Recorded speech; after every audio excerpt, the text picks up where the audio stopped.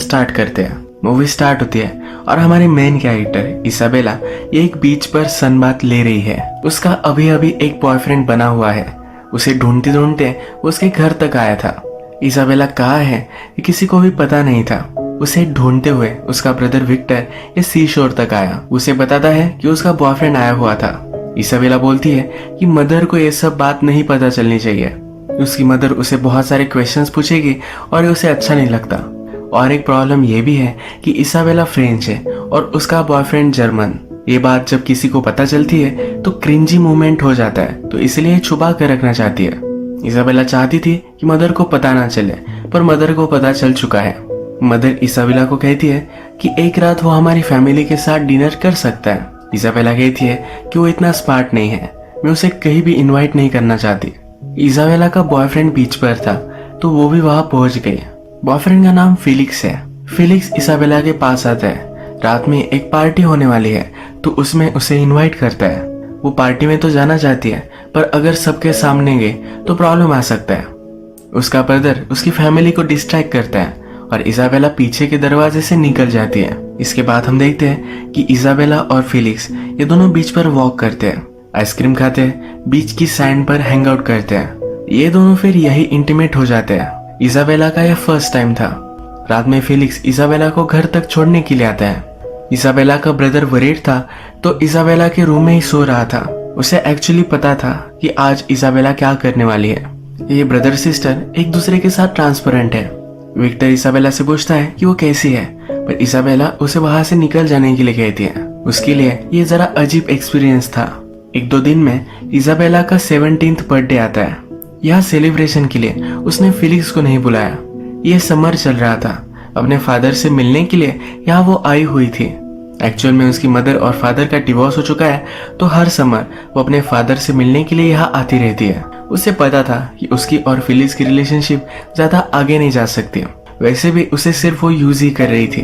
जब वो फिर से अपने घर रिटर्न हो रही है तब रास्ते पर उसे फिलिक्स दिखता है, पर वो फिर से मुड़कर भी नहीं देखती। लाइफ के साथ आगे बढ़ जाती है। इसके बाद हम डायरेक्टली ऑटम सीजन देखते हैं। बहुत सारा टाइम गुजर चुका है। इसाबेला अपने क्लाइंट से मिलने के लिए होटल में आई हुई है। वो पैसों के लिए आजकल लोगों के साथ सोती है।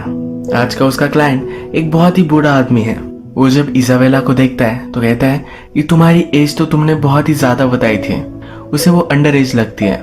इसाबेला भी कहती है कि तुम भी तुम्हारे फोटो जैसे नहीं हो। उसने एक ऑनलाइन वेबसाइट पर रजिस्टर किया था जिससे उसे क्लाइंट मिलते हैं। इसी वजह से इन दोनों को जो इन्फो मिली है ये ऑब्वियसली जरा सी गलत है। ये जो अब होटल का क्लाइंट है इसका नाम है जॉर्ज। जॉर्ज फिर इसाबेला को उसके पास बैठने के लिए कहता है। उससे वो पूछता है क्या तुम स्टूडेंट हो। इसाबेला कहती है कि हाँ। वो कहता है कि आजकल हालत ही खराब चल रहे हैं। जॉर्ज फिर इसाबेला को उसके पास बैठने के लिए कहता है। उसे सहारता है और बोलता है कि तुम्हारी आईज बहुत ही ब्यूटीफुल है, इनमें एक अजीब सा दर्द है। इसके बाद ये दोनों इंटीमेट हो जाते हैं। इसके बाद हमें डायरेक्टली इसाबेला का क्लासरूम दिखाया जाता है। इस क्लासरूम में एक पोएम पर डिस्कशन चल रही है। वो पोएम क्या थी ये इम्पोर्टेंट नहीं है, क्योंकि इस डिस्कशन से इस मूवी की स्टोरी पर एक बैकग्राउंड कमेंट्री की जाती है। इसमें से एक लड़का कहता है कि समर था, समर में आपको जॉयफुल एक हैप्पीनेस महसूस होता है, उसमें जो नशा है इसके बारे में पोएम थी। दूसरा लड़का कहता है कि ये पोएम जॉय और सैडनेस के बारे में है। एक एडवेंचर हुआ पर उसके बाद भी आप अकेले ही रह गए। इसमें से दूसरी लड़की कहती है कि ये पोएम प्यार ढूंढने के बारे में है। अगर हम मूवी की सिचुएशन देखें तो इसाबेला ये सब क्यों कर रही है ये भी यहाँ से डिफाइन होता है। समर खत्म हो जाने के बाद इसाबेला को एक एडवेंचर चाहिए था, इसीलिए वो ये सब कर रही है। इसमें और एक मीनिंग निकल कर आता है कि ये सब वो कर रही है पर फिर भी सैड है। वो कुछ ना कुछ तो सही ढूंढना चाहती है पर अभी तक उसे कुछ भी मिल नहीं रहा। इसाबेला के क्लास में एक लड़का उसे पसंद करता है पर उसे वो ज्यादा भाव नहीं देती है। इसाबेला कंटिन्यूअसली अलग अलग क्लाइंट से मिलती रहती है। एक बिजनेसमैन उसे हायर करता है, सिर्फ अपने आप को प्लीज करता है पर उसे टच भी नहीं करता। उसे वो पूरे पैसे नहीं देता। इसाबेला उससे पूछती है तो कहता है कि तुम्हारी इतनी ज्यादा प्राइस नहीं है। वो उस पर कुछ भी कर नहीं पाती है। एक दिन उसकी मदर उसे थिएटर ले जाना चाहती है। इसाबेला कहती है कि मुझे बहुत सारा स्टडी करना है, मैं नहीं आ सकती। उसकी मदर उसे समझाती है कि जब मैं तुम्हारी एज की थी तो बहुत मजे करती थी, पार्टीज में जाती थी, अलग अलग चीजें ट्राई करती थी। ये कन्वर्सेशन थोड़ी सी क्वर्की है क्योंकि इजाबेला क्या करती है इसके बारे में मदर को कुछ भी आइडिया नहीं है।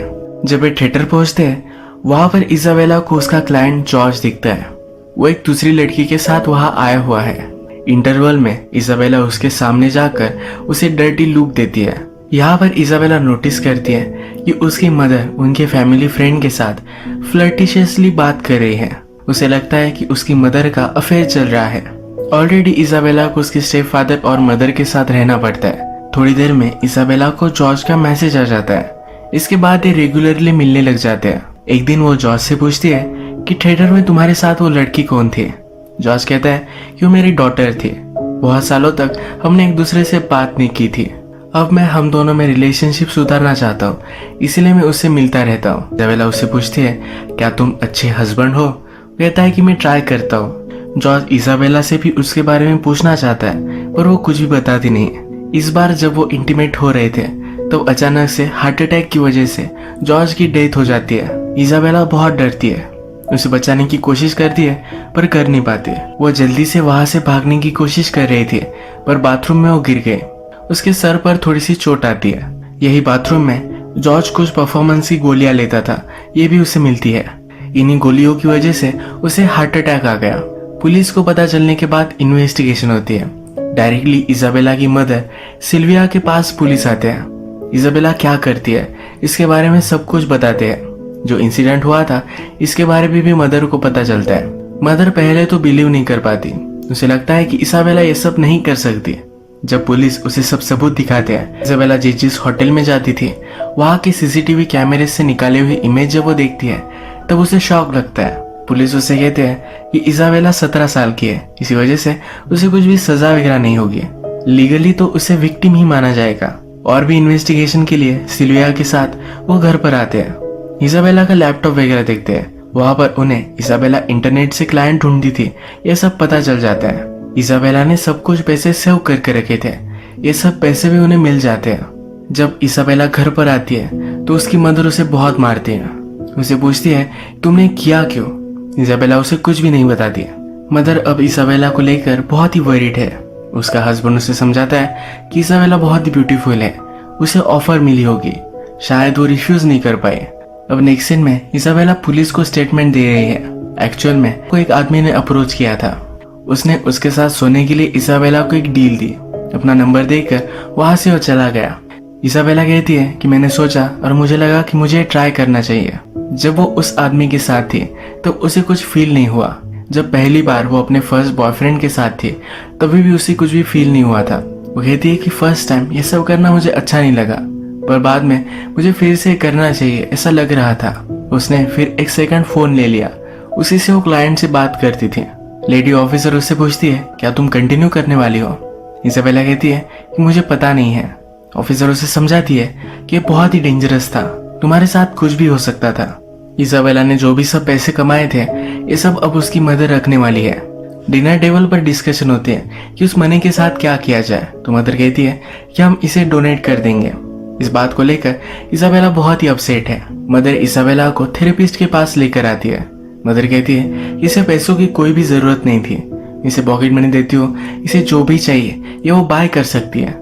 इजाबेला के फादर भी उसे पैसे सेंड करते रहते हैं। इनमें डिस्कशन होती है कि इजाबेला के पैसों के साथ क्या करना चाहिए। थेरेपिस्ट कहता है कि वो उसने कमाए हैं, ये उसे ही मिलनी चाहिए। एक दिन इजाबेला के फैमिली फ्रेंड्स अपने बच्चों को घर पर छोड़कर बाहर जाने वाले थे। इजाबेला को वो बेबी सिट करने के लिए बुलाते हैं। जब रात में वो घर पर आते हैं तो हस्बैंड कहता है कि मैं इजाबेला को छोड़ कर आता हूँ, पर वाइफ को इजाबेला के बारे में पता है। वो उसे खुद घर छोड़ने के लिए आती है। उसके स्टेप डैड टीवी देख रहे थे। इजाबेला उनके पास आकर बैठती है। उन्हें देखकर हंसने लग जाती है। वो पूछता है कि तुम ये क्या कर रही हो। कहती है कि तुम बहुत ही फनी हो, तुम मुझे बहुत हंसाते हो।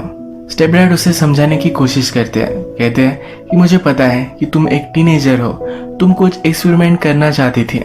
तुम्हारी मदर को तुमने बहुत हर्ट किया है। इजाबेला अपने स्टेप फादर से भी फ्लर्ट कर बात कर रही थी। मदर ने जब ये देखा तो गुस्से में फादर को लेकर वो चली गई। मदर कहती है कि मुझे इजाबेला से घिन आती है।